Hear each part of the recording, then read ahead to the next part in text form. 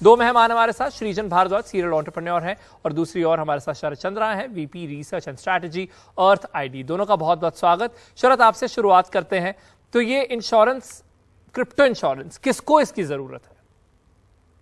मेरे हिसाब से जो कोई भी हो जो क्रिप्टो पहली बार यूज कर रहा है और जो लोग ओल्ड टाइम यूजर्स हैं, दोनों को क्रिप्टो इंश्योरेंस लेना चाहिए, क्योंकि हैकिंग एक रियल प्रॉब्लम है और डीफाई हैक्स बहुत सारे हुए हैं। तो अगर आप डीफाई बेस्ड प्रोटोकॉल से इंगेज करते हैं अपने आप को, तो आपको वैसा इंश्योरेंस लेना चाहिए। और क्रिप्टो कस्टडी एक ऐसी चीज है जो बहुत लोगों को समझ नहीं आता, स्पेशली फर्स्ट टाइम यूजर्स को, कि अपने कीज की सुरक्षा कैसे करें। तो इंश्योरेंस इस मामले में बहुत जरूरी है फर्स्ट टाइम यूजर्स के लिए। और इंश्योरेंस के द्वारा नए यूजर्स की ऑनबोर्डिंग भी हो सकती है। जो लोग क्रिप्टो ट्राई करने से घबराते हैं, इंश्योरेंस उन्हें एक कंफर्ट देगा कि हाँ, आप इस नए एसेट क्लास को ट्राई कर सकते हैं। आपको क्या लगता है सृजन, किसे इसकी सबसे ज्यादा जरूरत है? जी, मेरे को ऐसा लगता है उनकी सबसे ज्यादा नीड इसकी उन लोगों को है जो क्रिप्टो में या तो काफी अच्छा खासा पैसा इन्वेस्ट कर चुके या काफी एक्टिव रहते हैं। क्योंकि अगर हम इंश्योरेंस की भी बात करते हैं तो यहाँ पे काफी सारी कंपनीज ऐसे होती हैं जो आपको इंश्योरेंस तभी प्रोवाइड करती हैं जब आपके पास एक जो बेसिक क्वांटिटी है क्रिप्टो करेंसी का, या जो बेसिक वैल्यू है वो एक डिसेंट वैल्यू है। काफी कंपनीज के लिए $1000 है, कुछ के लिए $1500 और कुछ इसको $500 तक पे भी इंश्योरेंस देती हैं। तो फॉर एग्जाम्पल, अगर मैं डीफाई एक यूजर हूँ तो डीफाई यूजर्स के लिए इंश्योरेंस बहुत इंपॉर्टेंट है, क्योंकि वहां पे स्मार्ट कॉन्ट्रैक्ट वल्नरेबिलिटीज, हैक्स या कोई भी स्टेबल कॉइन डीपेगिंग का रिस्क काफी हाई है। तो इंसान को अपना यूज केस देख के फिर डिसाइड करना चाहिए क्या उसके लिए इंश्योरेंस सही है अभी या नहीं। तो शरद, अब देखिए, अगर अपने देश की हम बात करें तो ये रेगुलेटेड है नहीं, तो ऐसे में इंश्योरेंस कंपनीज क्या बचा सकती हैं क्रिप्टो से हुए नुकसान से? क्योंकि ये एक डिसेंट्रलाइज्ड टेक्नोलॉजी है, तो जो ग्लोबल प्लेयर्स हैं इंश्योरेंस में, तो वो क्रिप्टो इंश्योरेंस दे सकते हैं रिगार्डलेस ऑफ द बाउंड्री कि आप किस देश में रहते हैं। और जैसे नेक्सस म्यूचुअल है या फिर बिटगो है जो क्रिप्टो कस्टडी के साथ इंश्योरेंस में देता है, और कुछ इंडियन एक्सचेंजेस ऐसे सॉल्यूशंस को अपना भी रहे हैं। तो आप किस देश में है ये ज्यादा इंपॉर्टेंट नहीं है, ये इंपॉर्टेंट है कि इंश्योरेंस प्रोवाइड करने वाला ग्लोबल प्लेयर है या नहीं, वो ज्यादा इंपॉर्टेंट है। वहीं सृजन, बहुत सारी कंपनीज जो हैं हमने देखा है पिछले कुछ महीनों में फेल हुई हैं। कई प्रोटोकॉल्स हैं जिन पे हैकिंग हुई या फिर वो बैंकरप्ट हो गए। तो दो सवाल है मेरे। सबसे पहले तो क्या बैंकरप्सी जैसी जो चीजें हैं वो कंपनीज के लिए कवर होती हैं इंश्योरेंस में, और दूसरा, कितना जरूरी है कंपनी के लिए इंश्योरेंस कवर लेना? जी, मैं पहले दूसरे सवाल का आंसर करता हूँ। कंपनीज के लिए बहुत इंपॉर्टेंट है इंश्योरेंस कवर लेना, क्योंकि अगर एक कंपनी अपने यूजर्स का पैसा हैंडल कर रही है या एक कस्टोडियन की तरह एक्ट करे, यानी उनके क्रिप्टो एसेट्स को अपने पास होल्ड कर रही है, तो उसकी लायबिलिटी बनती है कि वो इंश्योरेंस ले। हाँ, कंपनी के लिए एडिशनल 5-6% कॉस्ट होगी सालाना, पर इससे उनके इन्वेस्टर्स का एक पीस ऑफ माइंड रहेगा कि उनका क्रिप्टो एसेट इंश्योर्ड है। और कंपनी के लिए भी अच्छी चीज है, क्योंकि कल अगर कंपनी ये सारा क्रिप्टो एसेट लूज कर देती है तो उनकी जेब से कोई पैसा नहीं जाएगा। And in case of bankruptcy ये दोबारा डिपेंड करता है कि कौन सा एग्जैक्टली एक ऐसा इश्यू हुआ था जो जिसकी वजह से इंश्योरेंस मिलेगी या नहीं। तो अगर हैकिंग हुई या कोई स्मार्ट कॉन्ट्रैक्ट का इश्यू हुआ तो उस केस में आपको बिल्कुल इंश्योरेंस के तहत सारा का सारा बीमा का बेनिफिट मिलेगा और आपका सारा पैसा वापस भी मिलेगा। पर अगर वो यूजर की लापरवाही की वजह से कहीं पैसा लूज हुआ है, उस केस में इंश्योरेंस कंपनीज लायबल नहीं है कि वो आपको बीमा का फायदा दें।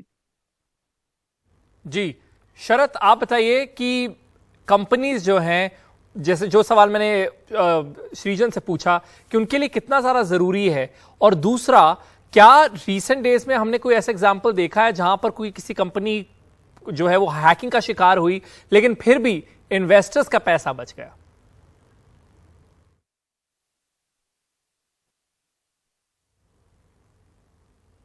तो रिसेंटली एक काला नेटवर्क था जिसमें polka dot based DeFi project में स्मार्ट कॉन्ट्रैक्ट बग में परेशानी थी और इसलिए वहां पे हैकिंग हुई। तो ये एक एग्जांपल है, और इन्वेस्टर्स का पैसा वापस आया।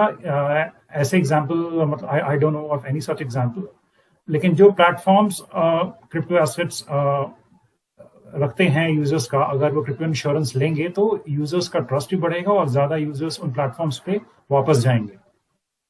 ओके सृजन, अब अगर किसी को इंश्योरेंस खरीदना है तो वो कैसे, क्या प्रोसीजर जो है वो फॉलो करे? क्योंकि जब जनरल इंश्योरेंस हम लेने जाते हैं, बहुत सारे एजेंट्स को जानते हैं, बहुत सारे प्लेयर्स हैं मार्केट में पॉपुलर, लेकिन क्रिप्टो इंश्योरेंस के लिए कहाँ जाए और कैसे डिसाइड करें कि ये इंश्योरेंस प्रोवाइडर मेरे लिए सही है?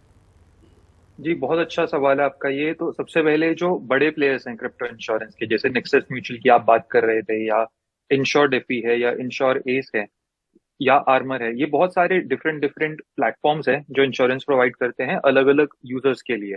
तो अगेन, अगर कोई ऐसा यूजर है जिसको लॉन्ग टर्म अपना क्रिप्टो एसेट सेव करना है और वो ज्यादा डीफाई या ज्यादा क्रिप्टो में एक्टिव नहीं है, तो वो नेक्सस म्यूचुअल या बड़े बाकी ग्लोबल कंपनीज को चूज कर सकते हैं।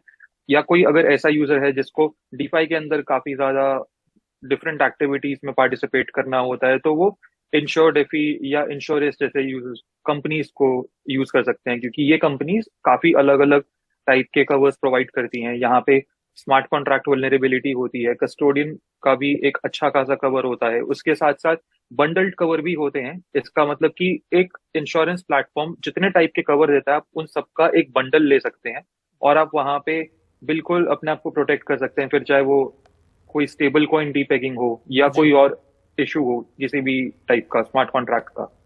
आखिरी के कुछ सेकंड शरद, आप बताइए कौन से चेक इंसान को करने चाहिए, जहन में रखने चाहिए जब वो इंश्योरेंस लेने जाए क्रिप्टो के अगेंस्ट?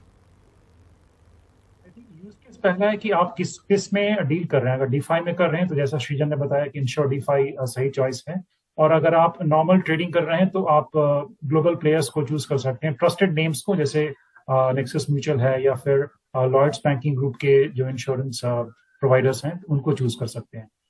ट्रस्टेड नेम्स को चूज करना सही रहेगा। जी जी, बहुत बहुत शुक्रिया आप दोनों का हमारे साथ जुड़ने के लिए। फिलहाल ये सेगमेंट यहाँ खत्म होता है, लेकिन अब दूसरे सेगमेंट की तरफ बढ़ते हैं जो बहुत ज्यादा फेवरेट है हमारे दर्शकों का, जिसका नाम है सवाल जवाब, क्योंकि आपके सवालों का सीधा जवाब मिलता है एक एक्सपर्ट के द्वारा। फिलहाल हमारे साथ जुड़ रहे हैं अजीत खुराना, फाउंडर रिफ्लेक्सिकल। बहुत बहुत स्वागत है अजीत जी आपका। और पहला सवाल जो है कि इंडिया अपनी डिजिटल करेंसी कब लॉन्च करेगा? 2022 में डिजिटल करेंसी आ जानी चाहिए। आपके और मेरे मोबाइल डिवाइस पे शायद आने को 1 साल और लग जाए, मगर चेतावनी यही कि बहुत ज्यादा ये मत समझिए कि इंडिया अपना बिटकॉइन निकाल रहा है कि भैया आप 1 रुपए में 1 रुपया खरीदोगे और वो 10 रुपए का हो जाएगा। ऐसा नहीं होगा। वो यूपीआई से बहुत ज्यादा फर्क नहीं होगा। ये होगा कि सॉफ्टवेयर अलग होगा। चलिए अगले सवाल की तरफ बढ़ते हैं कि 2 सवाल है हालांकि, कि सबसे कम जो अमाउंट है इन्वेस्ट करने के लिए क्रिप्टो में वो क्या होनी चाहिए, पर मुझे ऐसा लगता है इसके बहुत सारे विकल्प हैं मार्केट में। पर मैं इसका जो दूसरा पार्ट है क्वेश्चन का वो चाहूंगा उसका आप जवाब दें कि मिनिमम एज रिक्वायरमेंट क्या है इन्वेस्टमेंट की, ये बहुत लोग पूछते हैं। मैं मिनिमम अमाउंट के बारे में भी ये कहना चाहूंगा कि देखो, वैसे तो आप 10 रुपए, 25 रुपए और 100 रुपए भी डाल सकते हैं, मगर यही सही सोचना है कि इतने पैसे मत डाल दीजिए कि अगर आप उसे गवा दें तो आप में बहुत ज्यादा दर्द हो। तो थोड़े पैसे डालिए, लेकिन सुरक्षा से डालिए। उम्र क्या होनी चाहिए? इंडिया हो तो कम से कम 18 साल होनी चाहिए। अलग देशों की अलग उम्र हो सकती है। क्रिप्टो करेंसी के हिसाब से कोई उम्र नहीं होती, कानून के हिसाब से उम्र होती है। तो इंडिया में 18 साल की उम्र है। अंश का सवाल है आखिरी कि क्रिप्टो मार्केट इतना ऊपर नीचे क्यों होता है, यानी वॉलेटिलिटी की बात वो कर रहे हैं। और ये भी अभी मैं अपने किसी मित्र से भी बात कर रहा था इस बारे में, वो बोल रहे थे कि अरे ये फिर से मार्केट गिर गई, तो ये क्यों बार बार क्यों ऊपर नीचे होती रहती है? तो ये बहुत ही इंटरेस्टिंग सवाल लगा मुझे, और ये वाकई वो सवाल यहाँ पर इंस्टाग्राम के जरिए भी हमारे सामने ये आ गया। मैंने एक इमेज देखी थी ऑनलाइन, जो कि किसी का ईसीजी यानी कि हार्टबीट की इमेज थी, इलेक्ट्रोकार्डियोग्राम की इमेज थी। और चूंकि मैं क्रिप्टो मार्केट में बैठा रहा, तो मैंने उसको देख के बोला कि हाँ यार, ये बिटकॉइन इतना ऊपर नीचे क्यों जाता है? क्योंकि बिटकॉइन का दिल थोड़ा इस समय, बिटकॉइन यानी क्रिप्टो का दिल थोड़ा कमजोर है।